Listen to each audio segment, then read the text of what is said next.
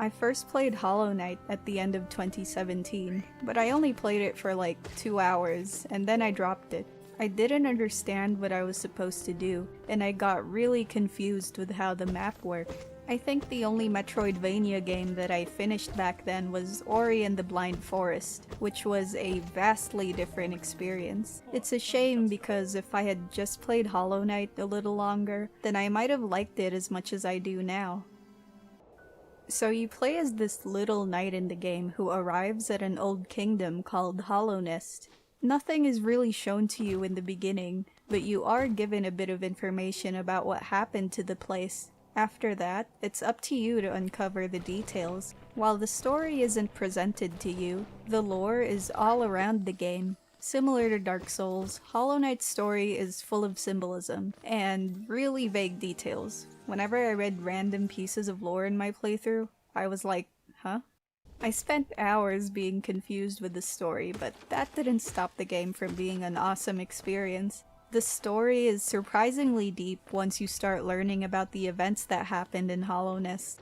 Things can get unsettling too, despite the game being kinda cute at times. And I think that's one of the best things about Hollow Knight.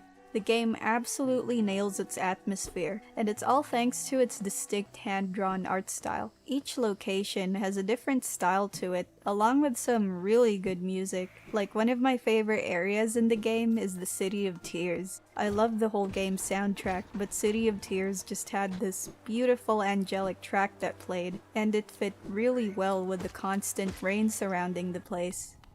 Apart from the hostile enemies roaming around, Hollow Knight often feels bleak and lonely, which makes it all the more special when you do encounter characters who don't seem like they're out for blood. These meetings were usually brief, but that's what made them really memorable, and it made the game a little more hopeful too, since these little critters continue living on despite everything that's happened in their world. They also had peculiar voice acting. Some speak in a made-up language, and others would make weird sounds that were oddly endearing. As for the enemies in the game, a lot of areas are filled with them, and they can be defeated using your knight's trusty nail weapon. Since this is a Metroidvania game, enemies don't stay dead. Well, some of them do, and they respawn only when you sit on a bench. These benches can be found throughout the game since they act as checkpoints, and they reveal areas that you previously explored on the map. They also restore your health and let you manage charms, which I will talk more about later. So yeah, these benches are super useful because Hollow Knight's map is really big with lots of stuff to collect and discover. While many places are locked until you get abilities like double jumping and dashing, you're given a lot of freedom in how to progress in the game. Like if you stumble upon a tough boss battle, you can choose to come back later when you have more upgrades.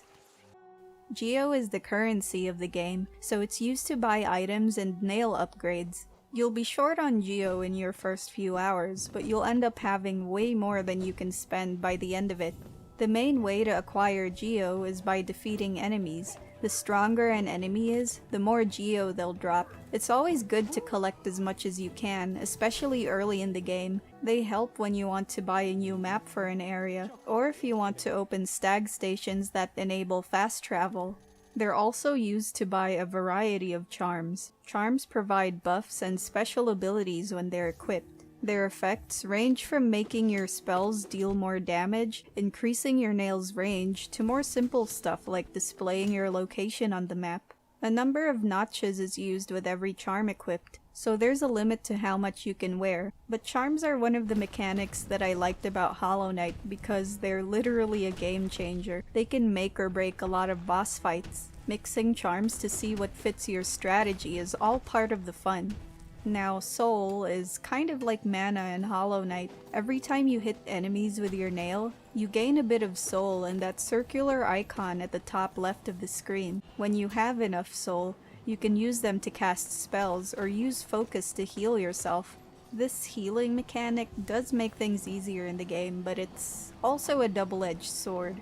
I've died so many times in boss battles because I would focus on healing myself instead of surviving. This was a terrible habit because Hollow Knight's boss battles are a constant balance between dodging attacks and finding an opportunity to heal. If you end up dying in the game, you will lose all of your geo, and your soul container will be damaged. You will respawn at the last bench that you sat on. After that, you'll need to go back to the last place you died and smack the spirit you left behind until you get your geo and soul back.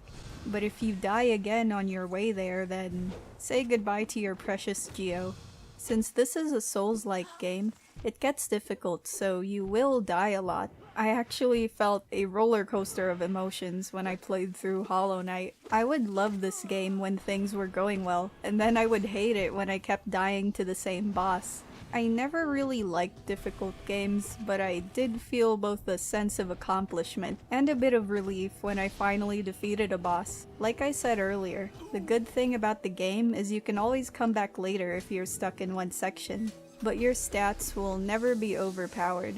You can acquire more abilities or do some upgrades, but in the end you'll have to keep trying until you finally overcome that challenge. Which is why I don't recommend Hollow Knight to people looking for a more casual experience. The exploration in this game is fantastic, but it can get frustrating. If you don't put your full attention towards the game, then you'll need to do a lot of backtracking through its massive map until you find something new. I personally took a lot of breaks during my first 10 hours. Sometimes I wouldn't pick up the game for days, and that made it really hard to get into once I loaded my save file.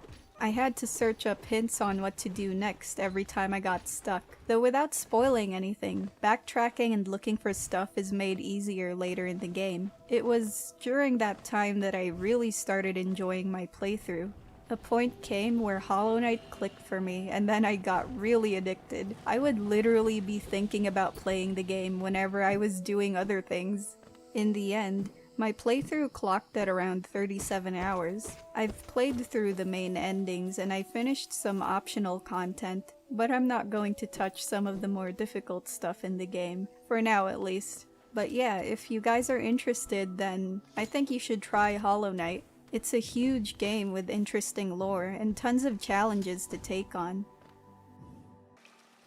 Thanks for watching, and let me know what you thought about the video.